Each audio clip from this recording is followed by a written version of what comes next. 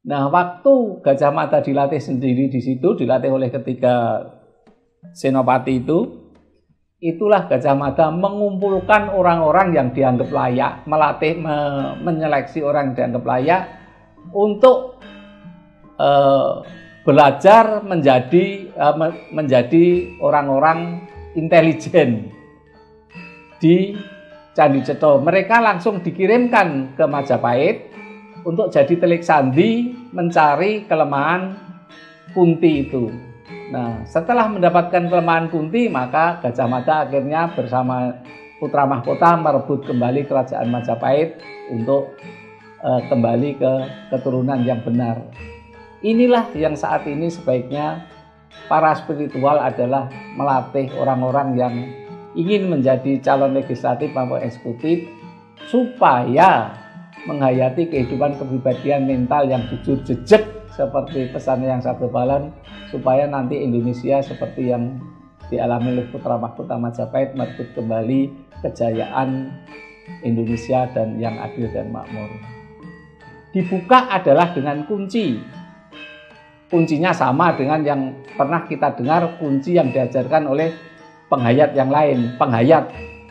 Jadi kunci ini ada sudah 500 tahun sebelum Masehi dan dikembangkan zaman Majapahit. Jadi Gusti ingkang Maha Suci, kula nyuwun pangapura dhumateng Gusti yang Maha Suci. Itu dan seterusnya.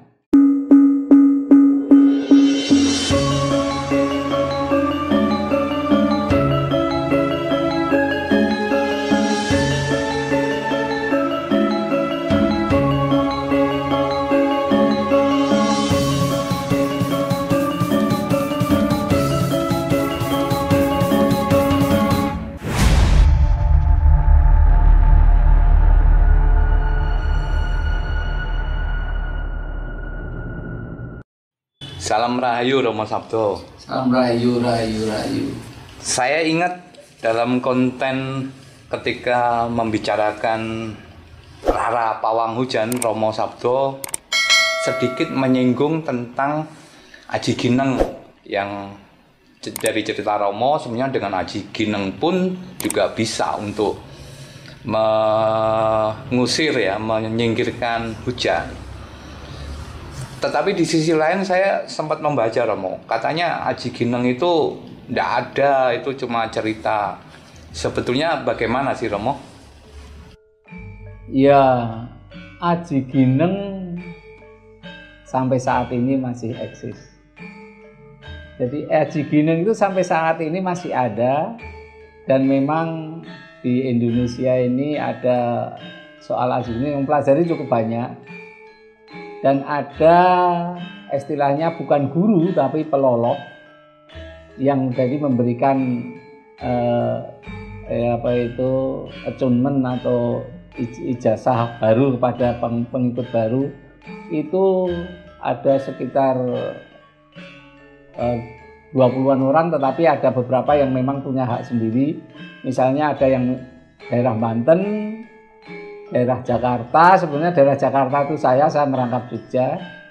Ada daerah Bogor, ada daerah Bandung, Cicalengka, ada daerah Kuningan, ada daerah Solotigo, daerah Solo, ada daerah Bojonegoro, itu di Jawa itu lengkap, dan ada daerah Sumatera Selatan kalau nggak salah. Jadi ada sekitar yang masih aktif itu masih ada 10 orang, dan ada istilahnya yang dituakan gitu. Satu orang, walaupun usianya di bawah saya tapi dituakan satu orang. Jadi masih ada saat ini Aji Gineng dan pengikutnya masih cukup banyak. Dan pusatnya ada di Gunung Lawu itu ya Romo ya? Aji Gineng kita mempunyai padepokan di Telogowali. Telogowali itu di lereng barat daya Gunung Lawu, yaitu di atasnya Padepokan Pringgondani. Nah, kalau saya kira orang dari Jawa Timur, baik dari kita, saudara kita Tionghoa, banyak juga yang mengunjungi namanya Pringgondani, baik dan orang kita. Kalau sosok Kliwon yang namanya di Pringgondani itu sangat ramai sekali. Nah, itulah di situ naik kira-kira 750 meter, naik lagi, itulah di situ ada padepokan dari Aji Gineng. Kalau cikal bakal sejarah Aji Gineng ada itu bagaimana, Romo? Aji Gineng itu mulai diterima oleh manusia yang diberikan oleh Kanjeng Ibu Ratu Kidul pada tahun sekitar 500-600 sebelum Masehi. Yang menerima manusia pertama adalah namanya Begawan Mahindra. Itulah Aji Gineng pertama kali diterima, dan Aji Gineng itu memang akhirnya turun ke raja-raja berikutnya tertentu yang terpilih saja. Biasanya yang orang Jawa atau yang mengenal ketoprak. Orang yang mengenal ketoprak, orang yang ahli Aji Gineng adalah Angling Darmo. Angling Darmo itu kerajaannya ada di Bojonegoro, Purwodadi, di Prapen Bojonegoro di sana. Nah, Angling Darmo itu dengan Aji Ginengnya dia memang menguasai, bisa bicara sama tanaman, bisa bicara sama hewan dan sebagainya, dan memang mempunyai kesaktian tertentu yang dibawa Angling Darmo. Kemudian pada raja tertentu, Raja Mataram kuno, akhirnya ke timur, ya kita ke Prabu Jayabaya, akhirnya turun lagi ke timur, adalah raja di Majapahit.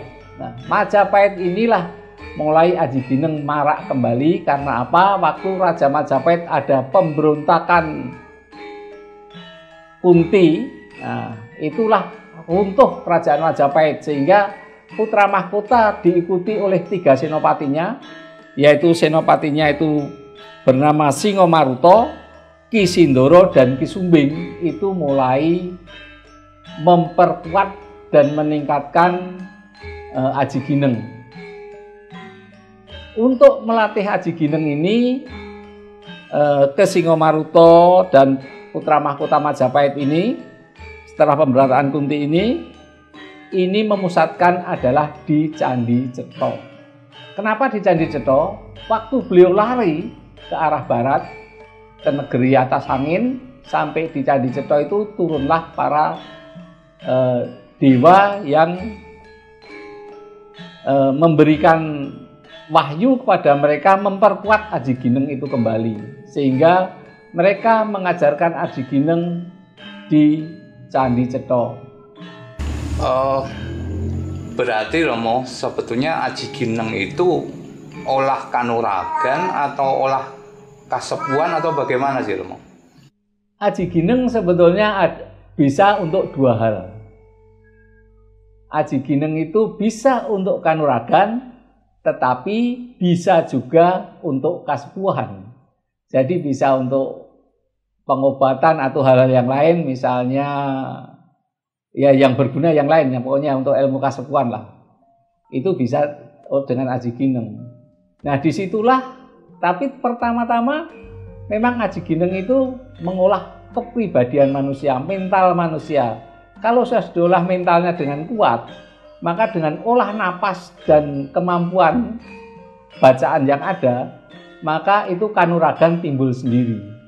Sehingga waktu itu, terutama Ki Singomaruta, Ki Sindoro, dan Ki Sumbing itu adalah mendapatkan murid yang pertama namanya Ki Mada, yang kita kenal akhirnya menjadi Gajah Mada.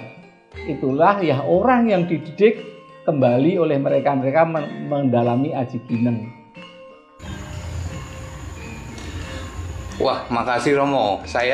Kita baru tahu itu kalau Gajah Mada sebetulnya pewaris pertama ya, ibaratnya pewaris pertama Aji Gineng. Tentunya bisa sampai sesakti itu, latihannya luar biasa ya Romo ya, dan lama mungkin ya Romo ya. Ya, Aji Gineng sebetulnya minimal itu ada namanya 7 tingkat yang pernah saya sampaikan dulu. Ada 7 tingkatan Aji Gineng yang harus dilalui. Nah, waktu Gajah Mada dilatih sendiri di situ, dilatih oleh ketiga senopati itu, itulah Gajah Mada mengumpulkan orang-orang yang dianggap layak, melatih, menyeleksi orang yang dianggap layak untuk belajar menjadi orang-orang intelijen di Candi Cetha. Mereka langsung dikirimkan ke Majapahit untuk jadi telik sandi mencari kelemahan Kunti itu. Nah, setelah mendapatkan kelemahan Kunti, maka Gajah Mada akhirnya bersama putra mahkota merebut kembali kerajaan Majapahit untuk kembali ke keturunan yang benar. Inilah yang saat ini sebaiknya para spiritual adalah melatih orang-orang yang ingin menjadi calon legislatif maupun eksekutif supaya menghayati kehidupan kepribadian mental yang jujur jejak seperti pesan yang satu balon, supaya nanti Indonesia seperti yang dialami oleh putra mahkota Majapahit merebut kembali kejayaan Indonesia dan yang adil dan makmur. Kalau pengalaman Romo Sabdo sendiri mempelajari Aji Gineng seperti apa, Romo? Kalau nggak salah putranya Romo Sabdo juga belajar Aji Gineng ya. Romo Sabdo tentu jadi peloloknya langsung ya. Mungkin bisa diceritakan, Romo. Ya, Aji Gineng dimulai memang dasar. Dari dasar kita namanya meloloh pertama. Meloloh itu ada beberapa hal yang harus diloloh. Memang ada suatu ya ubur rampe yang harus disiapkan. Jadi ubur rampe yang disiapkan memang ada sebagai contoh saja memang ada tauge, ada telur ayam kampung rebus, ada sayuran yang merambat 7 macam tanaman yang merambat, ada gula kelapa, semua punya arti masing-masing, di mana arti itu adalah untuk mempersiapkan mental orang yang bersangkutan itu sebetulnya Aji Gineng itu seperti apa. Bukan cari kekuasaan, bukan cari kekuatan, tetapi pertama adalah kewicaksanaan dulu. Ya memang anak saya juga belajar Aji Gineng, tapi tidak saya yang meloloh semuanya. Karena saya serahkan kepada guru yang lebih sudah lama, 10 tahun atau 20 tahun lebih dulu daripada saya belajar Aji Gineng. Saya bisa mendapatkan suatu energi yang saya harapkan energinya lebih bagus. Kira-kira Romo, kalau di zaman sekarang apa manfaat Aji Gineng itu? Aji Gineng ini ada tingkatan, 7 tingkatan yang disebutkan tadi, yaitu pertama, orang pertama di loloh pertama itu namanya mendapat Aji Gineng. Kedua mendapat Gineng Sakti. Ketiga mendapat Raja Gineng Sakti. Keempat mereka mendapatkan Kolocokro. Kelima mendapatkan Taliwangke. Keenam mendapatkan Aji Panatasan. Dan ketujuh pelolohan ketujuh mendapat Srito Asih. Dari sini orang itu adalah dididik sebetulnya dari mentalnya sendiri, tetapi ada kekuatan yang kalau mentalnya jadi, maka dididik orang itu menjadi orang yang mempunyai kanuragan yang bagus. Jadi kita dimulainya hampir sama dengan orang yang diajarkan di tempat lain. Dibuka adalah dengan kunci.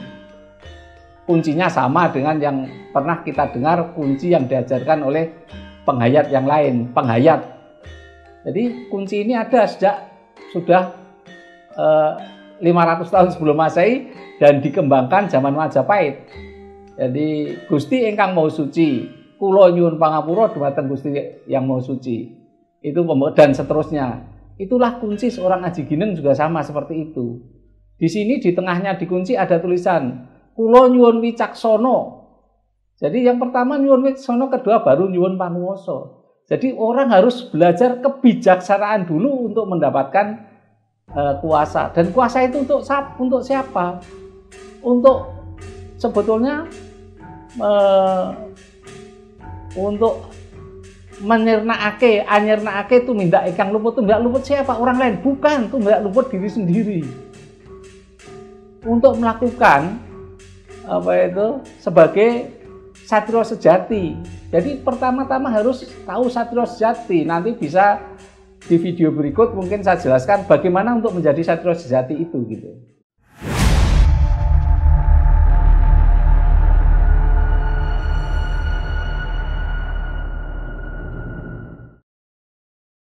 Terima kasih Anda berkenan subscribe untuk membantu mengembangkan channel ini.